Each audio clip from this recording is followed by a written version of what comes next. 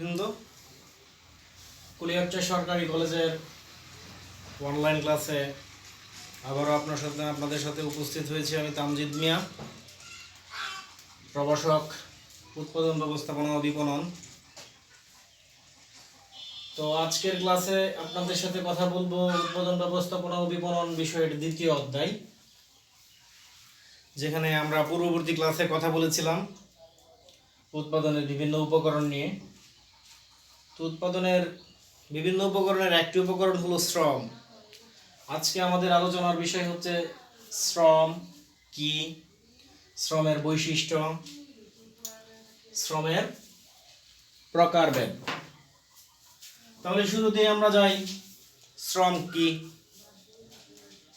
স্বাভাবিক অর্থে আমরা বুঝি কোনো কাজ করার জন্য মানসিক এবং শারীরিক যে প্রচেষ্টা আমরা এর পিছনে ব্যয় করি এবং কোনো কাজ করতে যে চেষ্টা আমরা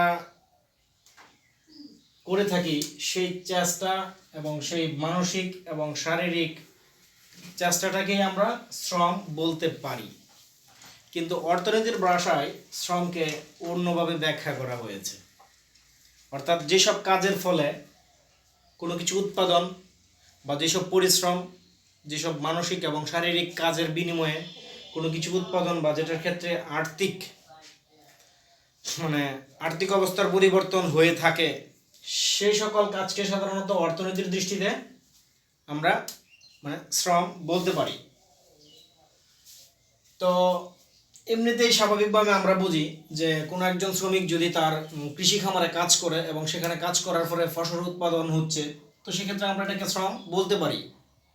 কিন্তু কেউ যদি এক্সারসাইজ করার উদ্দেশ্যে, অর্থাৎ ব্যায়াম করার উদ্দেশ্যে যদি পরিশ্রম করে, সকাল সন্ধ্যা যদি সে মাঠে দৌড়াদৌড়ি করে, এটাও এক ধরনের পরিশ্রম, কিন্তু বা একটা চেষ্টা, শারীরিক এবং মানসিক উভয় চেষ্টাই। কিন্তু এই কাজটাকে আমরা শ্রম বলতে পারি না, কারণ এখানে কোনো আর্থিক বিষয় জড়িত নয়। কিন্তু একই ব্যক্তি যদি পরবর্তীতে তার বাগানে সবজি উৎপাদনের জন্য যদি কাজ করে থাকে, পরিশ্রম করে থাকে, তখন সেটাকে আমরা শ্রম বলতে পারি, কারণ সেক্ষেত্রে তার পরিশ্রমের ফলে এখানে একটা আর্থিক বিষয় জড়িত এবং অর্থনীতির চাকা গতিশীল হচ্ছে সেক্ষেত্রে। তো আমরা বলতে পারি যেসব শারীরিক এবং মানসিক কাজ এবং পরিশ্রমের ফলে উৎপাদন এবং আর্থিক বিষয়ের পরিবর্তন ঘটে, সেই সকল শারীরিক এবং মানসিক প্রচেষ্টাকে আমরা শ্রম বলতে পারি। তো এবার আমরা যাই শ্রমের বৈশিষ্ট্য। শ্রমের ক্ষেত্রে বেশ কিছু বৈশিষ্ট্য আমরা লক্ষ্য করতে পারি। যেসব বৈশিষ্ট্যের মধ্যে প্রথম বৈশিষ্ট্য হচ্ছে মানবিক উপাদান। সাধারণত একজন ব্যক্তি যখন কাজ করে, সে মানসিকভাবেও কাজ করে, শারীরিকভাবেও কাজ করতে পারে, এবং মানসিক এবং শারীরিক দুভাবেই সে কাজটা সম্পূর্ণ করতে পারে। তো কিছু কিছু কাজের ক্ষেত্রে শুধু মানসিক পরিশ্রমটাই প্রাধান্য বেশি পায়, আবার কিছু কিছু কাজের ক্ষেত্রে শারীরিক পরিশ্রমটা বেশি হয়ে থাকে। তো যাই হোক, উভয় শ্রমের ক্ষেত্রেই আমরা বেশ কিছু বৈশিষ্ট্য লক্ষ্য করে থাকি। এর মধ্যে প্রথম যে বৈশিষ্ট্য সেটা হচ্ছে মানবিক উপাদান। শ্রম হচ্ছে একটি মানবিক উপাদান, কারণ শ্রমের ক্ষেত্রে একজন ব্যক্তির প্রয়োজন, একজন মানুষের প্রয়োজন। কোনো যন্ত্রের মাধ্যমেও উৎপাদন কাজ করা সম্ভব, কিন্তু সেক্ষেত্রে যদি যন্ত্রের সাথে মানুষ সংশ্লিষ্ট না থাকে, সেক্ষেত্রে যন্ত্রকে অপারেট করা এবং যন্ত্র দিয়ে কাজ করাও অনেক ক্ষেত্রেই সম্ভব হয় না। অর্থাৎ প্রত্যেক শারীরিক এবং মানসিক কাজের ক্ষেত্রেই একজন মানুষের চেষ্টা অবশ্যই এখানে থাকে, আর এই জন্যই বলা হয়েছে শ্রম হচ্ছে একটা মানবিক উপাদান। তো শ্রমের ক্ষেত্রে আমরা পরের বৈশিষ্ট্যটা দেখে নিতে পারি হচ্ছে পচনশীল। শ্রম আসলে একটি পচনশীল উপাদান, যদিও শুনতে পচনশীল কথাটা একটু ভিন্ন রকম মনে হচ্ছে, যদিও সেটা শাক সবজি বা অন্য কোনো পণ্য নয় যেটা পচে যাবে, কিন্তু আসলে শ্রমটাও পচনশীল এবং পচনশীলতাটাও শ্রমের একটি অন্যতম বৈশিষ্ট্য। পচনশীল বলতে দুধ আমরা যদি এটাকে কোনো প্রসেসিং না করি, কয়েক ঘন্টা পর অথবা একদিন পরে এটা নষ্ট হয়ে যাবে। ঠিক তদ্রূপ মানুষের পরিশ্রম করার ক্ষমতা, সেটাও একটা নির্দিষ্ট টাইম পর্যন্ত মানুষের মধ্যে থাকে, একটা নির্দিষ্ট টাইম পরে সেটা থাকবে না। অর্থাৎ একজন ব্যক্তি যদি আজকে কোনো কাজ না করে বসে থাকে, সে বেকার থাকে, তার আজকের কাজটা আগামীকালকে করা সম্ভব নয়, কারণ আজকের যে দিনটা চলে গেছে সেই দিনটা এই দিনের কাজটা সে আগামীকাল করতে পারবে না, আগামীকালের জন্য নতুন তার আরেকটা সময় আরেকটা কাজ তার মানে উপস্থিত থাকবে। তো এই জন্যই বলা হয়েছে যে প্রতিদিনকার মানুষের যেই মানে শ্রম, এই শ্রমটা ধরে রাখা সম্ভব নয়, এই শ্রমটা পতনশীল। সাধারণত আজকের কাজটা আমরা আর ফিরে পাবো না, যে জিনিসটা নষ্ট হয়ে গেছে, যে সময়টা বা যে কাজ করার সুযোগটা চলে গেছে, এই কাজটা আবার করা যাবে না, এই জন্য বলা হয়েছে শ্রম পচনশীল। তারপরের বৈশিষ্ট্য আমরা দেখতে পারি শ্রমিক ও শ্রম অবিচ্ছিন্ন।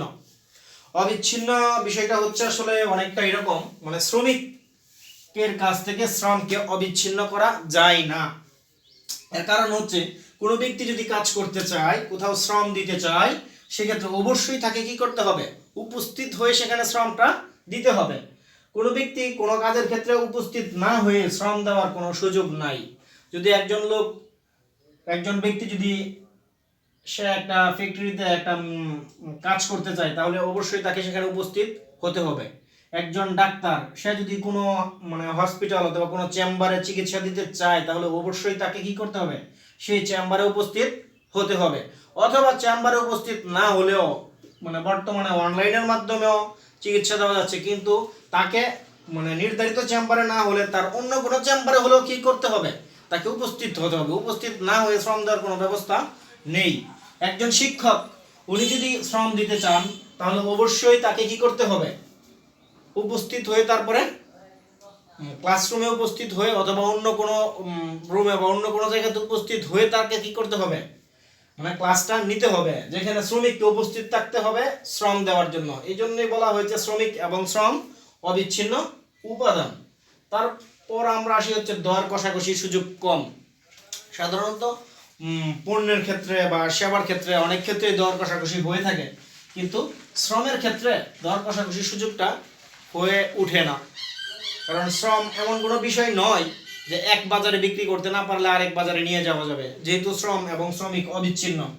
কারণ এটা কোনো পণ্যের মতো নয় যে হস্তান্তরযোগ্য বা স্থানান্তরযোগ্য, এক স্থান থেকে অন্য স্থানে স্থানান্তর করা যাবে, এমন নয় বিষয়টা। সঙ্গত কারণে শ্রমের ক্ষেত্রে দর কষাকষির সুযোগ কম এবং এটিও শ্রমের একটি উল্লেখযোগ্য বৈশিষ্ট্য। মালিকানা হস্তান্তরযোগ্য নয়, ইতিমধ্যেই আমরা ব্যাপারটা অনেকটা অবগত যে শ্রমের ক্ষেত্রে সাধারণত মালিকানা হস্তান্তর করা যায় না। আমি যেই কাজটা করতে পারতেছি, আমার কাজটা অন্য একজনকে করার জন্য আমি দিতে পারবো না। তবে আমার ক্লাসটাই অন্য একজন শিক্ষকও নিতে পারবেন, কিন্তু সেক্ষেত্রে এমন নয় যে আমার ক্লাস করার ক্যাপাসিটিটা আমি তাকে হস্তান্তর করে দিলাম। তো এই জন্য বলা হচ্ছে যে শ্রমের ক্ষেত্রে সাধারণত মালিকানা হস্তান্তরযোগ্য নয়, মালিকানা হস্তান্তর করা যায় না, এটাও শ্রমের একটা উল্লেখযোগ্য বৈশিষ্ট্য। তারপরে যদি আমরা আসি হচ্ছে সংরক্ষণ করা যায় না, পতনশীল। শ্রমের পতনশীল যে বৈশিষ্ট্য, সেখানে আমরা বিষয়টা অনেকটাই মানে ক্লিয়ার করতে সক্ষম হয়েছি যে শ্রমকে কি করা যায় না, সংরক্ষণ করা যায় না, কোনোভাবেই সেটাকে ধরে রাখা যাবে না। একজন ব্যক্তি যখন যুবক বয়স থেকে মানে বৃদ্ধ বয়সে যায়, তখন তার কাজ করার ক্ষমতা কমে আসে, তার মানে এটাকে সংরক্ষণ করা যায় না। অথবা গত এক সপ্তাহ যদি কেউ কাজ না করে থাকে, তাহলে তার গত এক সপ্তাহের কাজটা আগামী সপ্তাহে করার কোনো সুযোগ নাই। এটা এমন কোনো পণ্য নয় যেটা সংরক্ষণ করা যাবে কোনোভাবে, এটা ফ্রিজিং করা যাবে না, এটা গুদামজাতকরণ করা যাবে না। এই জন্য বলা হয়েছে শ্রমকে সংরক্ষণ করা যায় না এবং এটিও শ্রমের একটি উল্লেখযোগ্য বৈশিষ্ট্য। তারপরে আমরা দেখি হচ্ছে ব্যক্তিগত উপস্থিতি, যেখানে শ্রমিক ও শ্রম অবিচ্ছিন্ন। এখানে কিছুটা বিষয় আমরা তুলে ধরলাম এবং জানতে পেরেছি। ব্যক্তিগত উপস্থিতি হচ্ছে যিনি শ্রম দিবেন তাকে অবশ্যই ব্যক্তিগতভাবে কর্মস্থলে অথবা শ্রমস্থলে গিয়ে উপস্থিত হতে হবে। ব্যক্তিগতভাবে উপস্থিত না হয়ে শ্রম দেওয়ার কোনো সুযোগ নেই। তার মানে ব্যক্তিগত উপস্থিতিটাও তাহলে শ্রমের একটি উল্লেখযোগ্য বৈশিষ্ট্য। তারপরে যদি দেখি আমরা শ্রম গতিশীল, অর্থাৎ গতিশীল শ্রম গতিশীল, এই কথার অর্থ হলো শ্রম এক স্থান থেকে অন্য স্থানে গতিশীল হয়ে থাকে। কিভাবে গতিশীল হয়ে থাকে? একজন ব্যক্তি আগে যেখানে উনি কাজ করতেন, উনি একজন প্রাথমিক বিদ্যালয়ের শিক্ষক ছিলেন, তারপর উনি হলেন প্রাথমিক বিদ্যালয়ের একজন সহকারী শিক্ষা অফিসার। তার মানে আগে যেখানে উনি একজন সহকারী শিক্ষক ছিলেন, এখন তিনি হয়ে গেলেন একজন শিক্ষা অফিসার। অথবা একজন ব্যক্তি যেখানে সহকারী শিক্ষক ছিলেন, তিনি হয়ে গেলেন একজন প্রধান শিক্ষক। অথবা একজন ব্যক্তি যখন আগে রিক্সা চালাতো, এখন সে দেখা গেল রিক্সা চালায় না, এখন সে অটো রিক্সা চালায় অথবা সিএনজি চালিত রিক্সা চালায়। তো সেক্ষেত্রে তার কাজের গতিশীলতাটা মানে এক স্থান থেকে অর্থাৎ একটা অবস্থান থেকে আরেকটা অবস্থানে পরিবর্তন হয়ে গেল। অথবা একজন ব্যক্তি সে বরিশালে কাজ করত, সেখানে ছিল সে ওইখানে একটা মিলে কাজ করতো, সে একটা পাটকলে কাজ করতো, কিন্তু এখন সে বরিশাল থেকে কিশোরগঞ্জ চলে আসার পরে সে একটা মনে করেন যে অন্য একটা মিলে, সে একটা রাইস মিলে কাজ করে। তার মানে কি সে আগে এক ধরনের কাজ করতো, এখন আরেক ধরনের কাজ করে। অর্থাৎ সে শ্রমিক ঠিকই, সে শ্রম দিচ্ছে, কিন্তু শ্রমের গতিশীলতা তার একটা পেশা থেকে আরেকটা পেশায়, এক স্থান থেকে আরেক স্থানে তার শ্রমটা স্থানান্তরিত হয়েছে। এই কারণেই বলা হয় যে শ্রম হচ্ছে গতিশীল। এটাও শ্রমের একটি উল্লেখযোগ্য বৈশিষ্ট্য। তারপরে আমরা দেখতে পারি হচ্ছে শ্রমের যোগান পরিবর্তনশীল। শ্রমের যোগানও কখনো কখনো পরিবর্তন হয়ে থাকে। একটি দেশের জন্মহার, একটি দেশের মৃত্যু হার, অথবা সে দেশের মানুষের শিক্ষার হারের যদি পরিবর্তন হয়, সেক্ষেত্রে শ্রমের যোগানও পরিবর্তনশীল হয়ে থাকে। অর্থাৎ শ্রমের যোগান কখনো কখনো বৃদ্ধি পেতে পারে, আবার কখনো কখনো হ্রাস পেতে পারে। যদি জন্মহার বাড়ে তাহলে সেক্ষেত্রে শ্রমের যোগান বাড়তে পারে, আবার যদি জন্মহার মৃত্যু হার বেড়ে যায় তাহলে শ্রমের যোগান হ্রাস পাবে। আবার যদি এমন হয় কোনো দেশের মানুষের শিক্ষার হার দিন দিন বাড়তেছে এবং তাদের মধ্যে বিভিন্ন ধরনের প্রশিক্ষণের ব্যবস্থা বাড়তেছে, সুযোগ সুবিধা বাড়তেছে, সেক্ষেত্রে শ্রমের যোগান পরিবর্তনশীল, অর্থাৎ শ্রমের যোগান বৃদ্ধি পেতে পারে।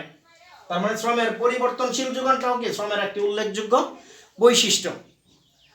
প্রিয় শিক্ষার্থীবৃন্দ, তাহলে আমরা দেখি এখন শ্রমের প্রকারভেদ। তার মানে বিভিন্ন ধরনের শ্রম হয়ে থাকতে পারে, এর মধ্যে উল্লেখযোগ্য কিছু প্রকারভেদ নিয়ে আমরা এখন কথা বলবো আপনাদের সাথে।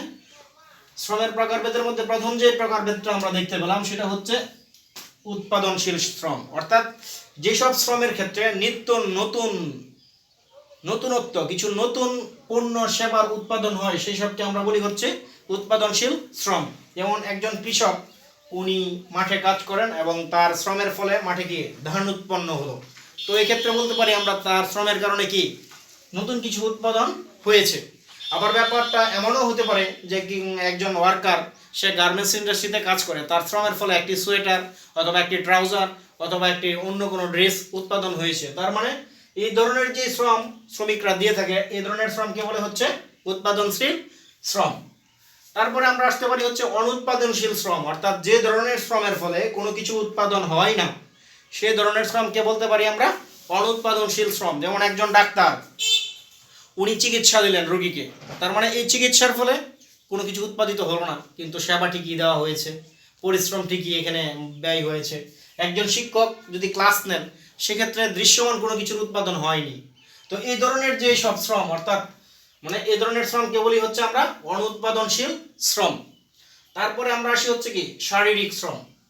অর্থাৎ মানে শারীরিকভাবে যেসব কাজ করা হয়, যেমন একজন কৃষক মাঠে কাজ করে, একজন রিক্সাওয়ালা রিক্সা চালায়, অথবা একজন গার্মেন্টস ইন্ডাস্ট্রির একজন মানে ওয়ার্কার, সে মানে গার্মেন্টসের মেশিন অপারেট করে। তার মানে এই ধরনের শ্রমকে বলি হচ্ছে আমরা শারীরিক শ্রম। তার মানে শারীরিক শ্রমের প্রকারভেদের মধ্যে একটি উল্লেখযোগ্য শ্রম। অধিকাংশ ক্ষেত্রে শারীরিক শ্রমের প্রয়োজন হয়, কিছু কিছু ক্ষেত্রে মানসিক শ্রমেরও প্রয়োজন হয়ে থাকে। যদি আমরা একটা কলেজের ক্ষেত্রে চিন্তা করি, সাধারণত একজন অধ্যক্ষ অধিকাংশ সময় উনি তার অফিস এবং প্রশাসনিক যেসব বিষয় সেসব উনি পরিচালনা করে থাকেন। তো সেক্ষেত্রে তার শারীরিক শ্রমের চেয়ে বরং মানসিক শ্রমটাই কি এক্ষেত্রে বেশি প্রাধান্য পায় এবং উনি মানসিকভাবেই বেশি শ্রম দিয়ে থাকেন। কিন্তু একজন লেকচারার, একজন কলেজের প্রভাষক, উনি যখন ক্লাস নেন, তখন দেখা গেল কি উনি মানসিক শ্রমের পরিবর্তে বরং শারীরিক শ্রমটাই বেশি দিয়ে থাকেন। তার মানে শারীরিকভাবে না করে অথবা কোনো একটি কর্মস্থলের নির্দিষ্ট জায়গাতে অবস্থান করে যখন কি কোনো কিছু মানে পরিচালনা করা হয়, তখন এই ধরনের শ্রমকে আমরা বলে থাকি মানসিক শ্রম। যেমন একজন ম্যানেজার, একজন সুপারভাইজার, তাদের ক্ষেত্রে অধিকাংশ ক্ষেত্রেই কি মানসিক শ্রমটাই বেশি হয়ে থাকে। তারা এইভাবে একজন মানে ব্যবস্থাপক, উনি ওনার অবস্থান থেকে যে ধরনের শ্রম দিয়ে থাকেন, এই ধরনের শ্রমকে আমরা বলতে পারি মানসিক শ্রম। তার মানে শ্রমের প্রকারভেদ থেকে আমরা কি জানতে পারলাম? শ্রম 4 ধরনের: উৎপাদনশীল শ্রম, অনুৎপাদনশীল শ্রম, শারীরিক শ্রম, মানসিক শ্রম। তো প্রিয় শিক্ষার্থীবৃন্দ, আজকের ক্লাস থেকে আমরা যেসব জানতে পারলাম, এখান থেকে পরীক্ষায় সচরাচর যে ধরনের প্রশ্ন এসে থাকে যে শ্রম একটি পচনশীল উপাদান, ব্যাখ্যা করো, এই প্রশ্নটি পরীক্ষায় অধিকাংশ সময় আসে, বিভিন্ন বোর্ডেও এসে থাকে। তারপরে আরো একটি প্রশ্ন আসে, সেটা হচ্ছে শ্রম এবং শ্রমিক অবিচ্ছিন্ন, ব্যাখ্যা করো। তো এই ধরনের প্রশ্ন সচরাচর পরীক্ষায় এসে থাকে যে শ্রম সংরক্ষণ করা যায় না, অথবা শ্রম গতিশীল, এই ধরনের প্রশ্ন এসে থাকে। তো আশা করি আজকের ক্লাসটা যদি আপনারা ভালোভাবে ফলো করেন এই সকল প্রশ্নের উত্তর দিতে পারবেন। তো আজকের মতো এখানেই বিদায় নিচ্ছি, আপনাদের সাথে দেখা হবে আগামী ক্লাসে। ধন্যবাদ সবাইকে, ভালো থাকেন, সুস্থ থাকেন।